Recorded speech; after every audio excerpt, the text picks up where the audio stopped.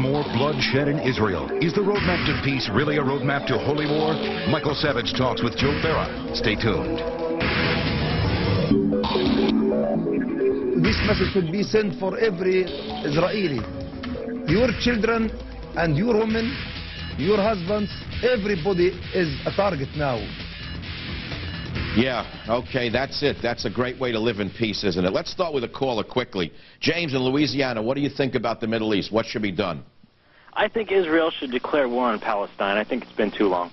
Just plain out go to war and get it over with. They should go to war, they should take over Palestine, and then they should help rebuild them. But it's a small minority of militant groups that are causing all this trouble. Well, thanks for the call. There are many opinions on this. In Israel, this has been one of the bloodiest weeks in recent memory, as you well know. 17 people dead so far and more than 100 wounded in a Jerusalem bus bombing. Let's pause right there. You know what a bus bombing means? Let's not run through this. These SOBs are targeting innocent women and children. They're putting nails and ball bearings in bombs to rip as much flesh to pieces. That's not humanity. That's not a human being. That's an animal. And what really gets me nuts is the way the story is being reported by the American liberal media, the same media supporting Hillary Clinton and her crap. First of all, I don't believe that the homicide bombers should be counted in the death toll of these attacks. They're subhumans. They're terrorist scum. They're not human beings once they do that. They're brainwashed robots. They're cyborgs. Don't give me the count of the bomber. This is what the liberal media does. 17 people died, including the suicide bombers. Shame on you in the liberal media. You are the reason that we have this problem in the world. You've done it to this country. You're doing it to Israel. You'll kill all of us with your insanity. Then Israel shoots rockets into Gaza to kill the militants. And what does the media do? It reports both stories as if they're equal, moral equivalence, just as they've been doing for years. The cop is equal to the rapist. So you don't know who's right and who's wrong. That's all part of the liberal plan to destroy America, destroy the world. You see the pictures of the weeping Palestinians all over TV, as if some low-life Hamas terrorist deserves the same attention as the innocent men, women, and children who died in that bus. There is no moral equivalence.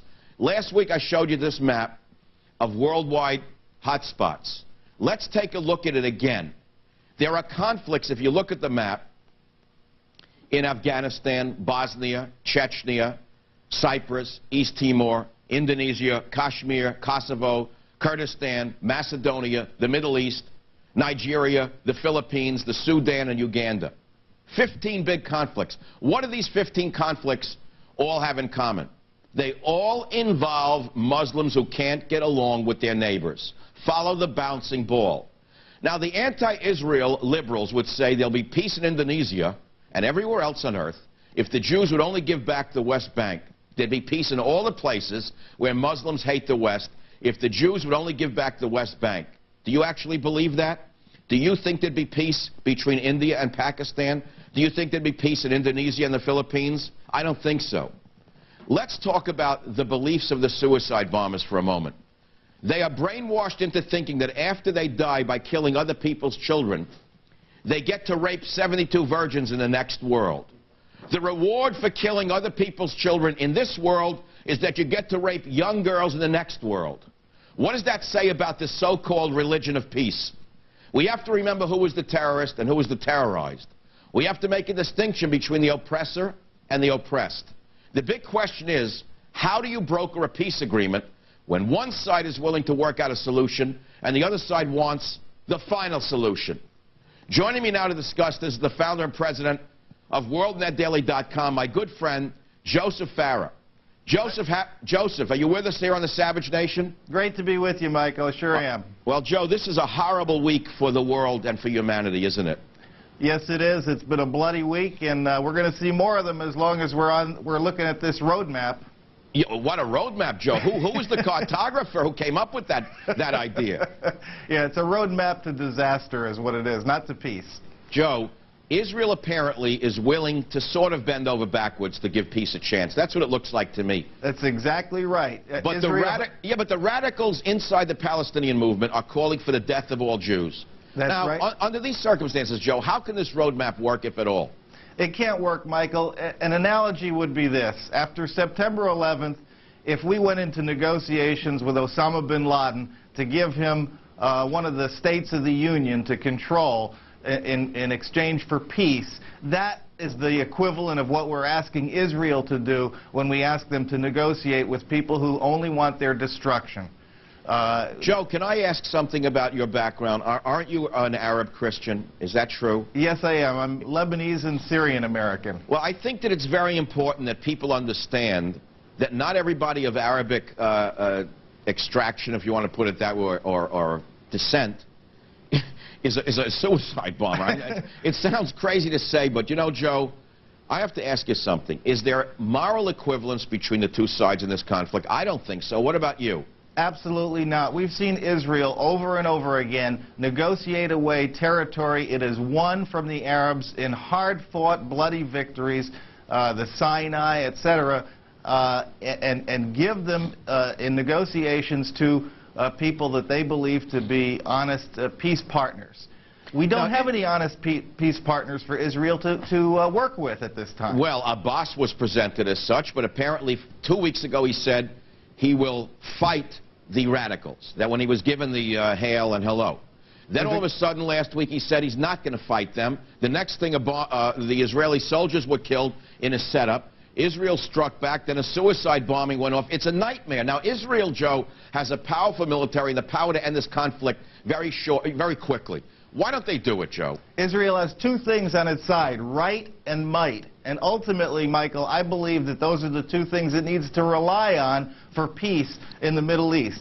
As long as it does this tit-for-tat retaliation back and forth, we are going to see this so-called cycle of violence continue. Ultimately, there has to be a decisive victory.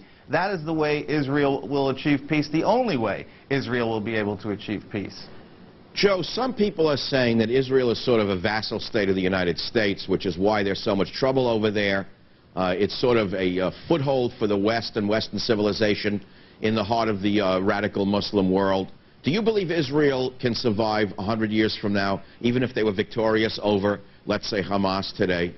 Yes, I do, Michael, for a number of reasons. Not only political reasons and military reasons, but spiritual reasons. I believe Israel's there for a reason. I believe that God wants them there.